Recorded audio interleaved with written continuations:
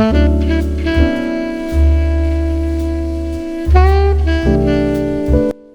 know what you're thinking. I know. Liam, why are you using an X100V for a wedding? That's so impractical. Yeah, but so's your big ass Nikon, so I don't know.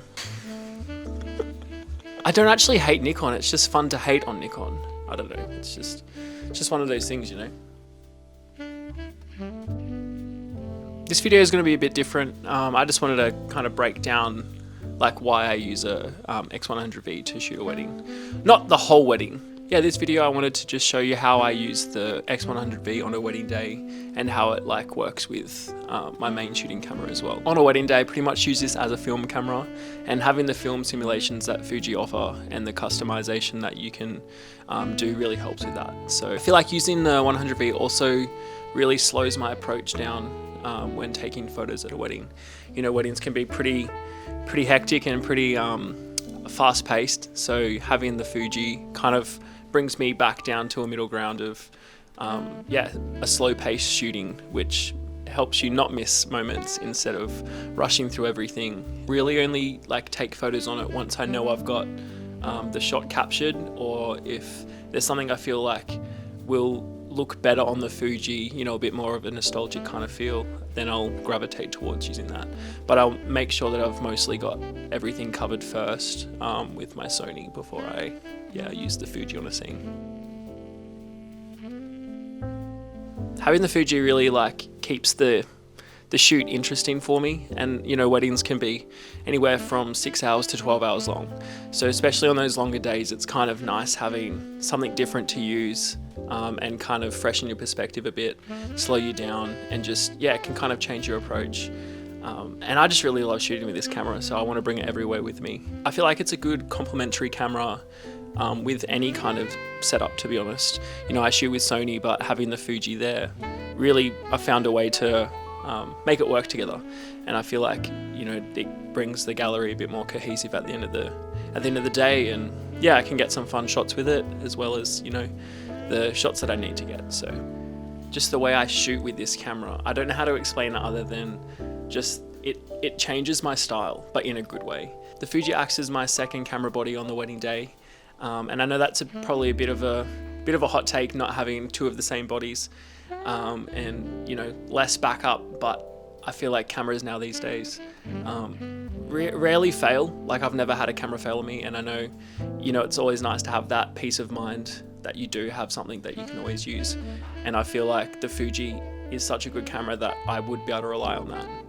to capture the rest of the day if my main body were to die. I just like how it keeps my gear bag light and efficient, and yeah, I feel like I've got a really streamlined workflow with how I've got it set up at the moment.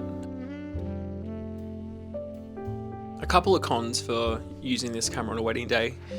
It does have slow autofocus, and I know that can be a bit of a hard thing, especially on a wedding day when it is quite fast paced and a lot of moving bodies around.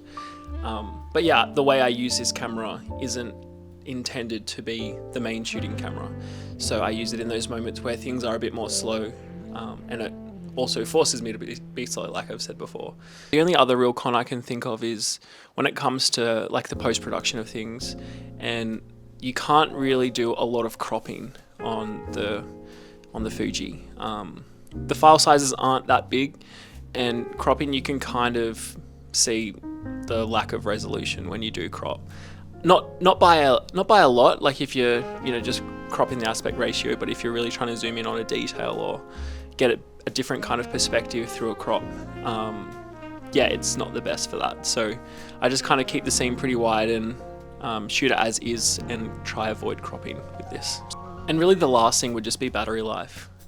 The good thing, you know, the way I use it, I don't really rely on having 4 or 5 batteries for this camera. I can really get by on 1 to 2 batteries for the day. So it's not too bad.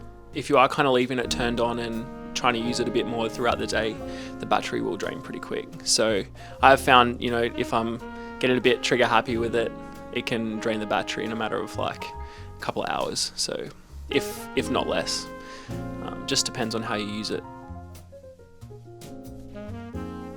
I guess like final thoughts, this camera really does just work for me, and I've found a way for it to, you know, fit into my workflow on a work day. even though, you know, it is like my personal camera, my fun camera that I like to, you know, go out and shoot street and just family stuff or with friends. I've really feel like I've found a good happy medium of fitting into the workflow.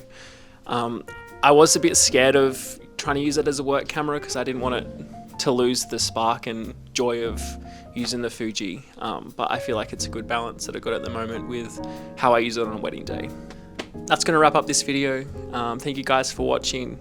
I've got a really cool video coming up in a couple of weeks that I'm definitely going to bring you guys on. So I was thinking about doing a vlog style video. I don't know. Let me know what you think. I don't know if I'll got the balls to do that and do it out in public, but yeah, we'll see how that plays out. It'll be a really fun shoot and can't wait to share that with you. So if you want to see more, make sure to stick around, like, comment, subscribe. Comment coconut water because I like it more than carrot juice and it's better in every way. So coconut water, that's the new one. All right, well, that's it for me, and peace out, and we'll see you soon.